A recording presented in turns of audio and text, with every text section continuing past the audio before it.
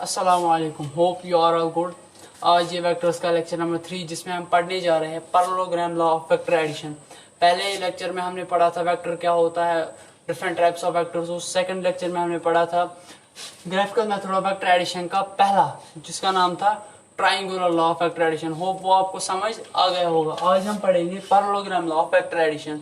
तो आइए स्टार्ट करते हैं। क्या होता है parallelogram law of vector addition? पहले तो आप इसकी डेफिनेशन देखेंगे, इसको अच्छे से याद कर लेंगे।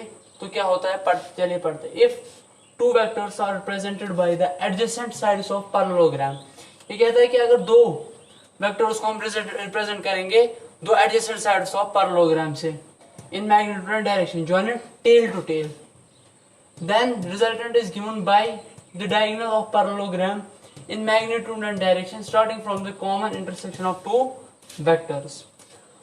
तो इस डेफिनेशन में सबसे ज्यादा इंपॉर्टेंट पॉइंट ये है, जॉइंट टेल टू टेल, और ये starting from common intersection of two vectors. For example हमारे पास दो वेक्टर है। मान लीजिए ये मेरे पास वेक्टर ए है, मान लीजिए ये हमारे पास वेक्टर ए है और मेरे पास वेक्टर बी ए है।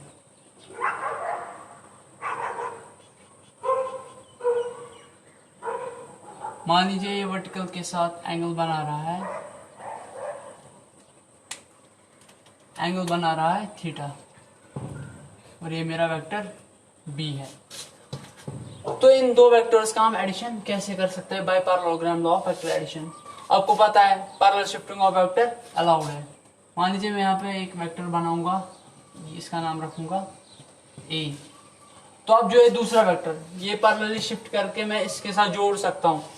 लेकिन जब हमने पढ़ा था triangular law of vector addition, वहां पे हमने पढ़ा था इन सेम ऑर्डर, वहां पे एक का हेड दूसरे की टेल के साथ जुड़ा था। लेकिन यहाँ पे हमें बता रहा है if two vectors are presented by adjacent sides of parallelogram in magnitude and direction joint tail to tail, मतलब यहाँ पे एक वेक्टर की टेल दूसरी वेक्टर की टेल के साथ जुड़ेगी। जैसे मैं इसको नीचे लाऊंगा पैरेलल शिफ्ट करके तो ये कुछ ऐसे आएगा, ठीक। तो क्या करना है, जैसे ही हमने दो वेक्टर्स को टेल टू टेल जोड़ा तो फिर पहले क्या करना है, तो फिर करेंगे हम ये पैरेललोग्राम को हम कंप्लीट करेंगे। कैसे? ये हमारा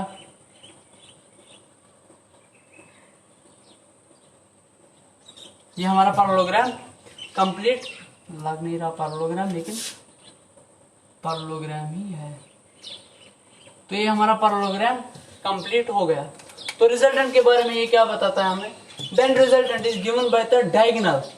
देखो हमें पता है पैरेललोग्राम के पास दो डायगोनल होती है, एक ये वाली और ये वाली। अब दो डायगोनल है हमारे पास। ये कहता है the resultant is given by the diagonal of parallelogram in magnitude and direction starting from common point intersection of two vectors. क्या बोलता है हमें? Starting from common intersection. Common intersection मतलब जहां पे दो वेक्टर्स मीट कर रहे हो, जहां पे दो वेक्टर्स मीट कर रहे हो, ये मतलब है हमारा कॉमन इंटरसेक्शन। देखिए डायगोनल तो ये भी है, लेकिन ये दो वेक्टर्स यहाँ पे मीट नहीं कर रहे हैं, इंटरसेक्ट नहीं कर रहे हैं। मतलब हमारा फिर डायगोनल कौन सा वाला डायगोनल होगा? ये वाला डायगोनल जो इस पॉइंट से जाके यहां तक जाता है। यही होता है कॉमन इंटरसेक्शन पॉइंट। ये होगा हमारा resultant, intersection of two vectors by the common point. ये होता है हमारा रिजल्टेंट। ये तो आपको लगता ही होगा कि ये ट्रायंगल की तरह है। देखिए ट्रायंगल, अगर हम इसको पैरेलल शिफ्ट यहाँ पे लेकर जाए तो ये तो सेम है, ये तो सेम फिर बन गया वही triangle law of vector addition. एक का हेड दूसरी की टेल के साथ, इसका हेड ये तो ऐसे ही होगा ना पैरेलल शिफ्ट, इसका हेड इसकी टेल के साथ। तो ये रिजल्टेंट ये वापस वैसे ही आ गया। होप आप लोग को ये समझ आ गया होगा कि parallelogram law of vector addition क्या है। अब हम इस पे एक क्वेश्चन, छोटा सा क्वेश्चन करते हैं, फिर हम आगे बढ़ेंगे। पहले हम इस पे वही क्वेश्चन जो हमने पिछले लेक्चर में क्वेश्चन किया था, वो क्वेश्चन मुझे अब याद नहीं, लेकिन उसका डेटा मुझे याद है। 3 मीटर मैन चला था किसकी तरफ? 3 मीटर मैन चला था ईस्ट की तरफ, 3 मीटर। और फिर उसने क्या किया था, पहले यहाँ पे हम डेटा लिखते हैं। क्वेश्चन क्या था? 3 मीटर मैन चला था ईस्ट की तरफ और उसने फिर 90 डिग्री का लेफ्ट टर्न लिया था।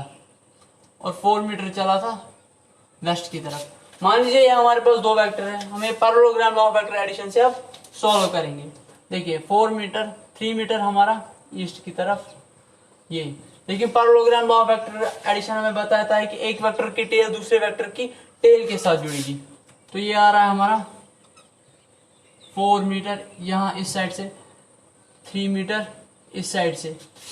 तो फिर क्या बोलता है हमें कि पहले जो है पैरेललोग्राम को कंप्लीट करो। तो ये हो गया हमारा पैरेललोग्राम कंप्लीट। तो रिजल्टेंट क्या होता है, जो इनके कॉमन पॉइंट से डायगोनल उठती है वो होती है रिजल्टेंट ऑफ द वेक्टर। तो इनके कॉमन पॉइंट से तो यही डायगोनल उठी, ये होती है इसकी कॉमन पॉइंट से तो यही डायगोनल उठी। तो ये होगा हमारा रिजल्टेंट। मुझे पता है parallel shifting of vectors allowed है, या तो मैं इस 4 को यहाँ पे पैरेलली शिफ्ट करूंगा या इस 3 को यहाँ पे पैरेलली शिफ्ट करूंगा। पहले तो हम इस 4 को ही यहाँ पे पैरेलल शिफ्ट करेंगे, तो ये कुछ ऐसा बन जाएगा, ये कुछ ऐसा बन जाएगा 3 मीटर। मान लीजिए मैंने इस 4 मीटर वाले को यहाँ पे पैरेलली शिफ्ट किया, रिजल्टेंट तो फिर भी वही रहेगा। तो ये हमने पिछले क्वेश्चन में किया था, कैसे था ये रिजल्टेंट, तो ये था 3 4 5। तो रिजल्टेंट तो यहाँ पे भी आर तो 5 ही होगा, 5 मीटर। फिर बात आती है डायरेक्शन की, इसकी डायरेक्शन वही इसके साथ जो ये अल्फा बनाएगा, ये अल्फा उसमें निकला था हमें 37 डिग्री। तो सेम यहाँ पे भी 5 मीटर आंसर आया और वहां पे भी 5 मीटर आंसर आया। लेकिन अब ज्यादातर हम पता है ज्यादातर हम यही यूज करते हैं, जो ये parallelogram law of vector addition ही हम ज्यादातर यूज करते हैं। अब एक और छोटा क्वेश्चन करेंगे ताकि ये कंसेप्ट क्लियर हो जाए।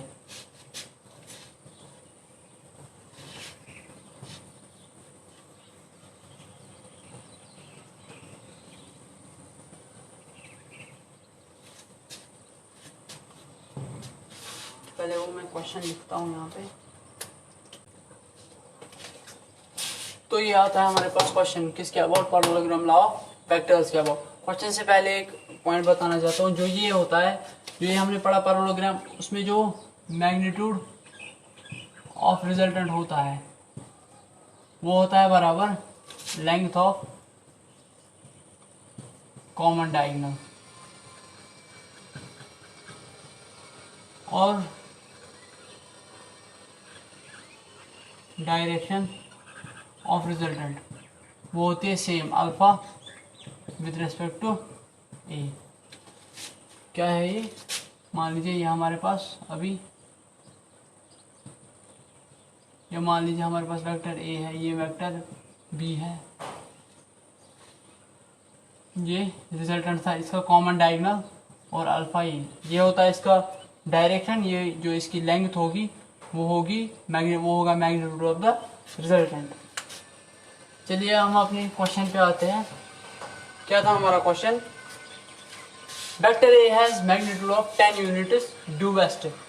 डायरेक्शन तो आप सब लोगों को पता ही होगा, ये होती है हमारी east west north south. Vector A has magnitude of 10 units due west, मतलब एक वेक्टर है उसका मैग्नीट्यूड है यहाँ की ड्यू वेस्ट, मतलब एक वेक्टर है उसका यहाँ से है 10 यूनिट्स है इसका मैग्नीट्यूड। वाइल वेक्टर बी है सेम मैग्नीट्यूड ड्यू साउथ, और जो वेक्टर बी है उसका मैग्नीट्यूड सेम है 10 टुवर्ड्स, लेकिन किसकी तरफ, साउथ की तरफ। साउथ तो नीचे आ रहा है हमें। Find magnitude and direction. पहला पार्ट ए प्लस बी, मतलब ये हमें रिजल्टेंट और मैग्नीट्यूड बता रहा है एडिशन ऑफ टू वेक्टर्स का। पहले हम क्या काम करेंगे, हमें तो पता है हम किससे करना है, हमें parallelogram law of vector addition से। पहले हम ये पैरेललोग्राम कंप्लीट करेंगे।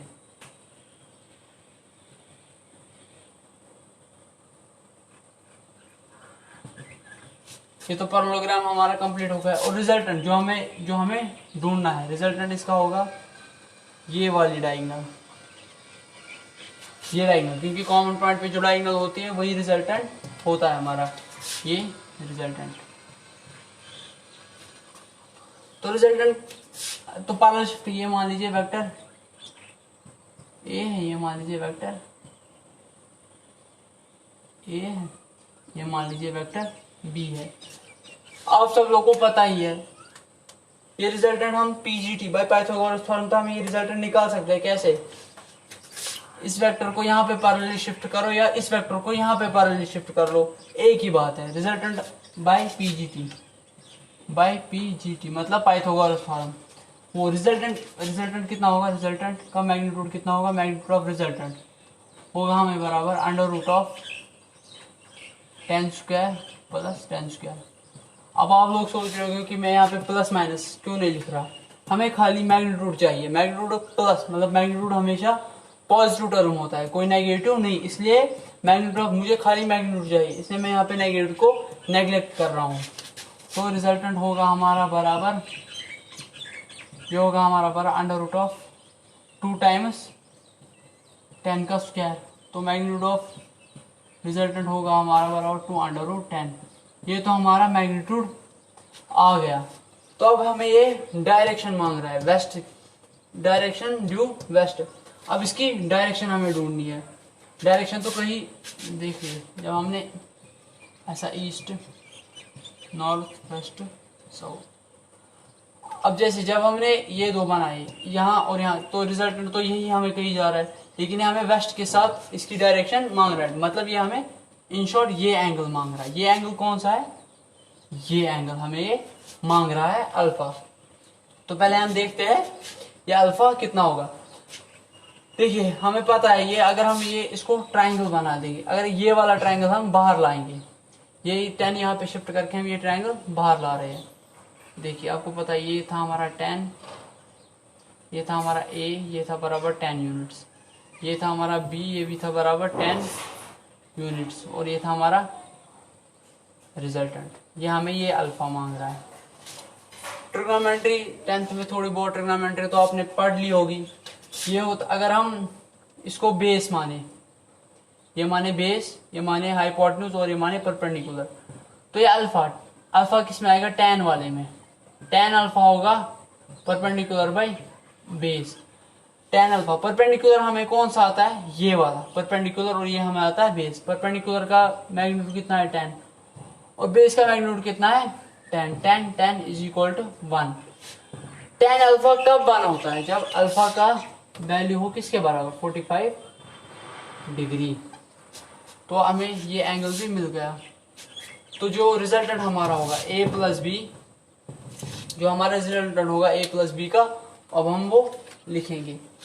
a प्लस बी हमारा क्या होगा, इसका जो रिजल्टेंट होगा r होगा कितना था हमें, 10 रूट 2 45 डिग्री वेस्ट ऑफ, कहाँ था, वेस्ट ऑफ साउथ या साउथ ऑफ वेस्ट, एक ही बात है।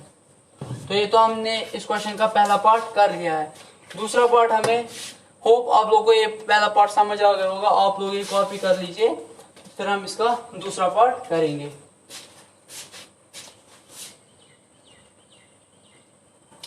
हाँ कर लिया कॉपी, अब हम इसका दूसरा पार्ट सॉल्व करेंगे।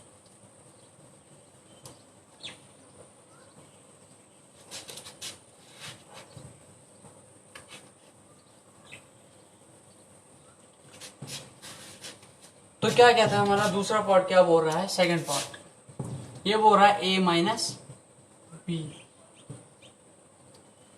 अब आप लोग ये सोच रहे होंगे कि हम तो यहाँ पे एडिशन पढ़ रहे हैं 2 वेक्टर्स का, तो ये माइनस बीच में कहाँ से आ गया। आप लोगों को शायद याद होगा पहले लेक्चर में हमने पढ़ा था नेगेटिव वेक्टर।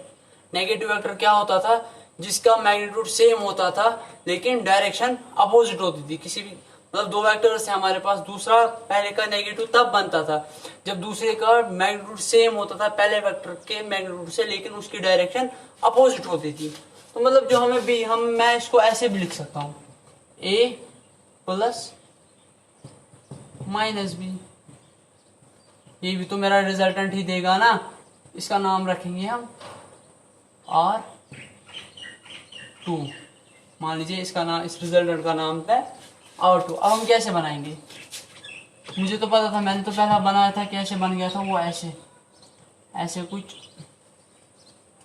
तो फिर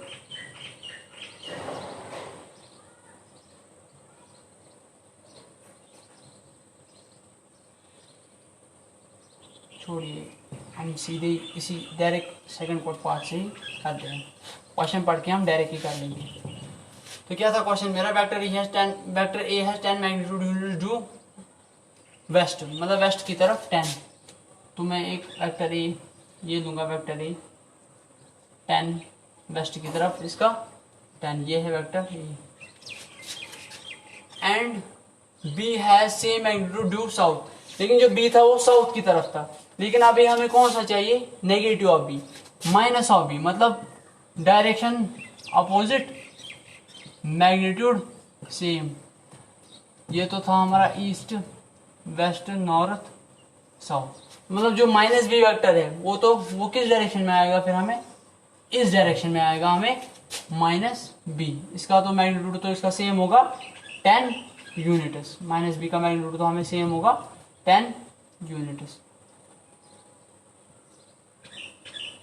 ये नेगेटिव का मतलब ये नहीं है कि हम दो वेक्टर उसको माइनस कर रहे हैं, आपस में सब्ट्रैक्ट कर रहे हैं, लेकिन इसका मतलब ये है कि ये तो वेक्टर बी ही है, लेकिन डायरेक्शन इसकी अपोजिट है।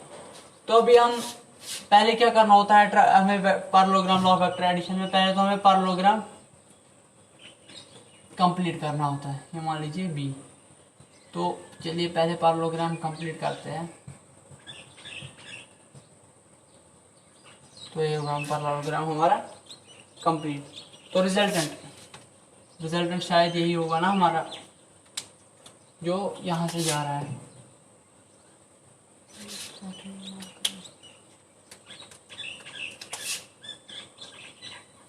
रिजल्टेंट हमारा ये होगा हमारा R2 नाम रखा था मैंने इसका, R2। ये था हमारा 10, ये भी था हमारा 10। देखिए मैग्नीट्यूड क्या, अब तो मुझे इस रिजल्ट सेम यहाँ पे भी वही होगा, R2 का मैग्नीट्यूड किसके बराबर होगा, 10 स्क्वायर प्लस 10 स्क्वायर, लेकिन रूट में ये होगा हमारा वही 2√10। क्या मैग्नीट्यूड तो हमें सेम आ गया। अब रही बात डायरेक्शन की, डायरेक्शन अभी हमारा कौन सा, अभी हमारा ये अल्फा बन रहा है। हमें तो वेस्ट के साथ तो डायरेक्शन बतानी थी। देखिए यह था हमारा ईस्ट, ये था हमारा वेस्ट, ये नॉर्थ, ये साउथ। अभी ये वेक्टर यहाँ से कहीं जा रहा है, तो हमें कौन सा एंगल चाहिए, ये वाला अल्फा, ये वाला एंगल हमें चाहिए अल्फा। देखिए हम फिर से पाइथागोरस थ्योरम अप्लाई करेंगे, पीजीटी। हमें पता है tan अल्फा किसके बराबर होगा, ये इसको पैरेलल यहाँ पे शिफ्ट हुई, 10/10, ये 1। अल्फा फिर से हमें कितना आया, 45 डिग्री का। अल्फा हमें फिर से 45 डिग्री का आया, हो गया। ये हमारा क्वेश्चन यही पे होगा। अब कुछ इसका एंगल भी सेम निकला और मैग्नीट्यूड भी सेम निकला, a+b, लेकिन डायरेक्शन इसकी अपोजिट हो गई। दिखाता हूँ क्या हो गया इसमें, इस क्वेश्चन में क्या होगा, अभी दिखाते हैं। अभी मैं ये दोनों पार्ट एक साथ बनाऊंगा।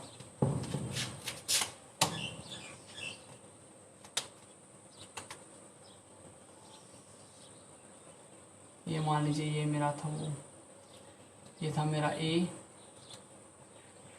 ये था मेरा b, ये था मेरा -b। पहले तो हम वही करते थे, पैरेललोग्राम को कंप्लीट। पहले का रिजल्टेंट ये आया था मुझे, और दूसरे का रिजल्टेंट ये आया था। पहले का अल्फा ये था, पहले इसका अल्फा ये था, इसका नाम था R, इसका नाम था R2। R हमें बराबर आया था tan√2, R2 भी हमें बराबर आया था tan√2, और इसका अल्फा था, अल्फा इसका भी था 45 डिग्री, अल्फा इसका भी था 45 डिग्री। देखिए जब हम दो वेक्टर सेम, जब हम वो ऐड करते हैं, वो तो सेम, उनका मैग्नीट्यूड भी सेम आएगा, और ये अल्फा एंगल डायरेक्शन, खाली डायरेक्शन अपोजिट होगी। मैग्नीट्यूड तो उनका सेम आएगा लेकिन डायरेक्शन अपोजिट होगी। इसकी डायरेक्शन क्या थी, जो ये था इसकी डायरेक्शन थी 45 degree, 45 degree west, 45 degree south of west. इसकी क्या थी 45 डिग्री नॉर्थ ऑफ वेस्ट।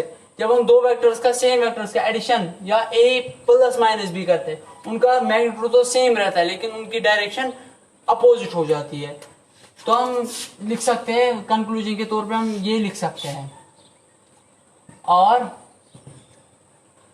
या हम लिख सकते हैं ये R is equal to R2, मतलब जो ये दो है जो इनका मैग्नीट्यूड है वो सेम है। या हम लिख सकते हैं A प्लस बी, इसका मैग्नीट्यूड बराबर है किसके, A माइनस बी के मैग्नीट्यूड से। लेकिन ये नहीं लिख सकते हम A plus B is not equal to A minus B. इसका मतलब क्या है, इनका खाली मैग्नीट्यूड सेम है, इनकी डायरेक्शन सेम नहीं है। इसकी डायरेक्शन यहाँ से कहीं से थी, इसकी डायरेक्शन यहाँ कहीं से थी। होप आप लोग को ये समझ आ गया होगा। आज के वीडियो में बस इतना ही, मिलते हैं हम नेक्स्ट वीडियो में polygon law of vector addition के साथ में। तब तक के लिए अल्लाह हाफिज।